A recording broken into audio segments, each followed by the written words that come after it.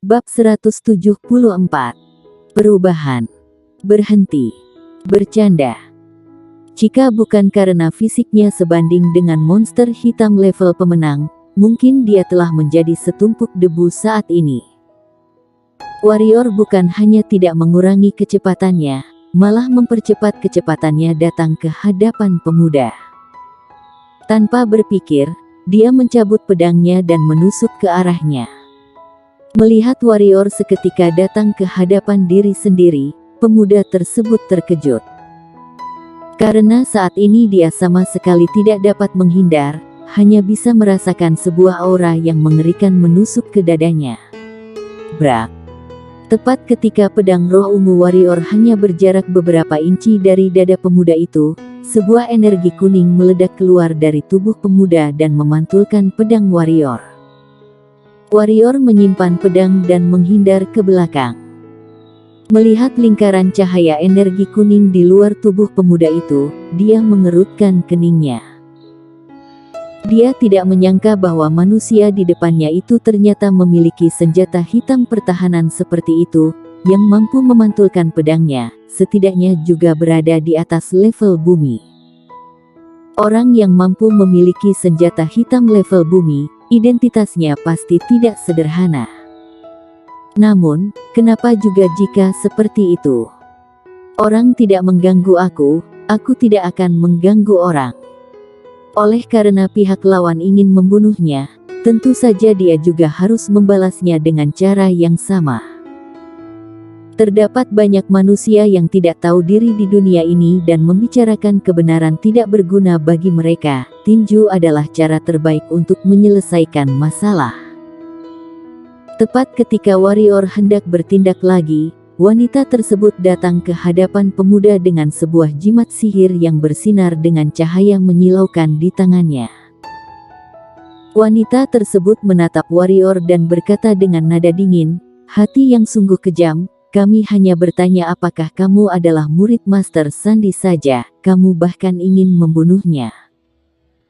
Melihat wanita tersebut berdiri di hadapan dirinya dengan memegang sebuah jimat sihir di tangannya, pemuda seketika memiliki kepercayaan diri. Dia menatap warrior dan berkata dengan marah, "Kamu bahkan ingin membunuhku. Sungguh berani sekali. Aku beritahu kepadamu, tidak peduli siapapun gurumu, kamu tetap harus mati. Bukan hanya kamu, seluruh keluargamu pun akan mati. Aku akan memusnahkan seluruh keluargamu."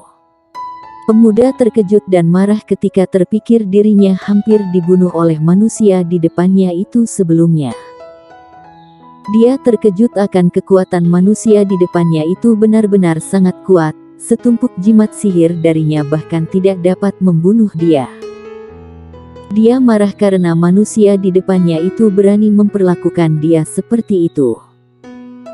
Harus diketahui bahwa para pangeran dari Kekaisaran Qin dan para jenius dari Partai Yuan juga harus memberinya wajah ketika berjumpa dengannya. Sejak kapan dia pernah diperlakukan seperti itu oleh orang lain? Pada saat ini, pemuda menggerakkan pergelangan tangannya dan jimat sihir kembali muncul di tangannya. Tepat ketika dia hendak langsung melemparnya ke arah warrior, wanita tersebut menghentikannya. Warrior tersenyum ketika mendengar ucapan wanita dan melihat jimat sihir di tangan mereka berdua, lalu dia menatap wanita dan berkata, "Sebelumnya, aku masih mengira bahwa kamu adalah orang yang berakal. Sekarang tampaknya, kamu sama seperti manusia di sampingmu itu." Meskipun merupakan omong kosong, namun aku tetap ingin bertanya, siapa yang bertindak terlebih dahulu? Siapa yang ingin membunuh siapa terlebih dahulu? Dan juga, mengapa kamu tidak menghentikannya ketika dia ingin membunuhku sebelumnya? Namun, kamu berteriak agar aku berhenti di saat aku ingin membunuhnya dan sekarang perkataanmu itu sepertinya semua ini adalah kesalahanku. Kamu pikir kamu siapa? Kamu adalah kepala Partai Yuan atau Raja Kekaisaran Qin. Selesai berbicara, warrior tidak beromong kosong lagi. Dia mengeluarkan selembar jimat kekuatan tingkat atas dan jimat penambah kekuatan serta menempelkannya pada tubuh sendiri. Kemudian, dia menggerakkan tubuhnya dan seketika datang ke hadapan pemuda dan kembali mencabut pedangnya. Kali ini, warrior sama sekali tidak menyimpan kekuatannya lagi. Di bawah dukungan energi hitam emas dan jimat menambah kekuatan serta kekuatan fiiknya, kecepatan warrior mencabut pedang setidaknya 2 kali lebih cepat dari sebelumnya. Kekuatannya juga meningkat setidaknya 2 kali lipat. Ketika pedang roh ungu keluar dari sarungnya, terdengar sebuah suara ledakan yang keras di tempat itu. Kecepatan warrior benar-benar sangat cepat sehingga membuat pemuda dan wanita itu belum kembali bereaksi dan warrior telah tiba di hadapan mereka. Pemuda merasa lebih takut setelah merasakan aura mengerikan yang tersebar keluar dari tubuh warrior kali ini. Brak! Tepat ketika pedang roh ungu hampir menebas kepala pemuda, perisai energi kuning tersebut kembali muncul dan memantulkan pedang roh ungu warrior. Tangan warrior gemetar dan pedang roh ungu hampir saja terlepas dari tangannya. Di detik berikutnya, mata warrior dilintasi oleh warna kejam dan berteriak, "Hancur!" Selesai berbicara, tangan kanannya menekan ke bawah dengan kuat. Brak! Sebuah suara seperti pecahnya kaca terdengar dari tempat itu. Merasakan perisai energi kuningnya hancur, pemuda tersebut semakin terkejut dan secara tidak sadar menghindar ke samping. Namun tetap saja telat, pedang roh ungu warrior telah menusuk pundak kanannya. Ah! Mata pemuda memelotot dan sebuah suara teriakan terdengar dari mulutnya. Disertai dengan suara teriakan pemuda, segumpal darah terbang keluar dari lengannya. Tepat ketika warrior ingin menusuk leher pemuda, wanita yang terkejut itu kembali sadar. Kemudian melemparkan 3 lembar jimat sihir ke arah warrior. Warrior menghentikan langkah kakinya, dia menggerakkan pergelangan tangannya dan mengayunkan pedang roh ungu terhadap 3 lembar jimat sihir tersebut. Lalu 3 buah energi pedang emas tertembak keluar dari ujung pedang yang tajam. Sebelumnya, dia berhasil diserang oleh jimat sihir pemuda itu karena terlalu ceroboh. Dia tidak menyangka pihak lawan memiliki begitu banyak jimat sihir dan sekarang dia telah memperhatikan wanita tersebut sejak awal, tentu saja telah mempersiapkan diri. Brak brak brak. Energi pedang saling bertabrakan dengan jimat sihir dan menyebar menghilang di udara.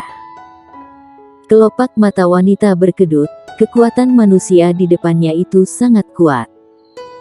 Tepat ketika dia ingin berbicara, warrior yang berada di kejauhan bergerak.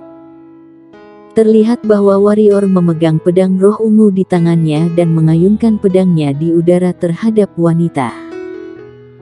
Lalu, sebuah energi pedang emas tertembak menuju wanita dan di saat yang sama, warrior menggerakkan tubuhnya dan segera menyusul meledakkan diri dari belakang energi pedang menuju wanita. Identitas wanita di depannya itu pasti tidak sederhana, namun kenapa juga? Apakah dia hanya boleh membiarkan pihak lawan membunuhnya dan tidak membalas? Dia warrior tidak akan mempedulikan semua itu.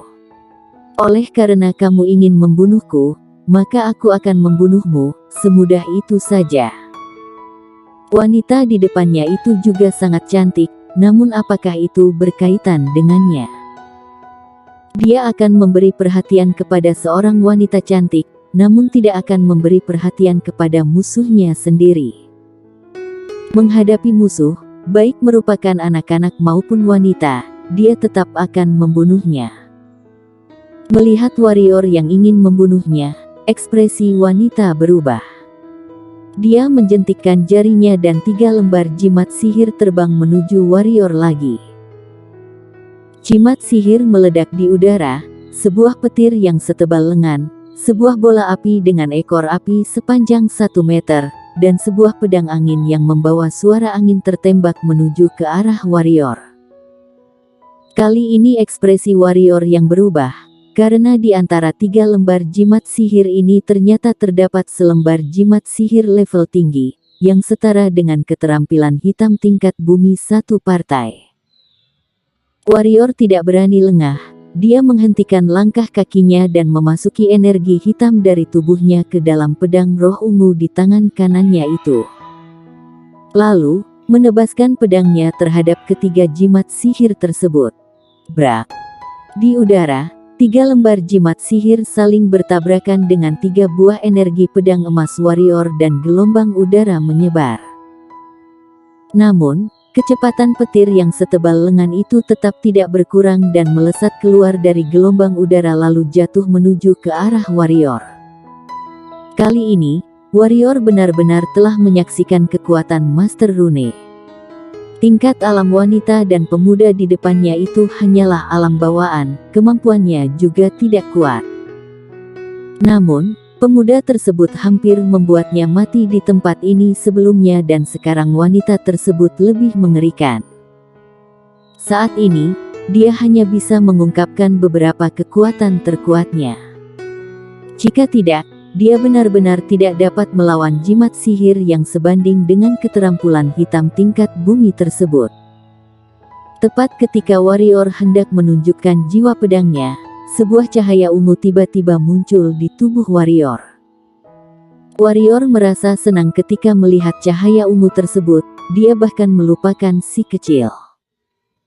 Dengan adanya cahaya ungu tersebut, warrior tidak jadi menunjukkan jiwa pedangnya dan membiarkan guntur tersebut jatuh ke bawah. Brak!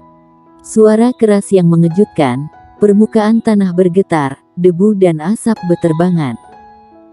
Pada saat ini, seluruh perserikatan Master Rune terkejut.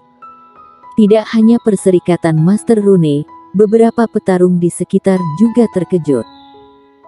Siapa yang memakan nyali macan tutul hingga berani membuat masalah di perserikatan Master Rune? Dengan cepat, satu persatu petarung datang menuju ke perserikatan Master Rune.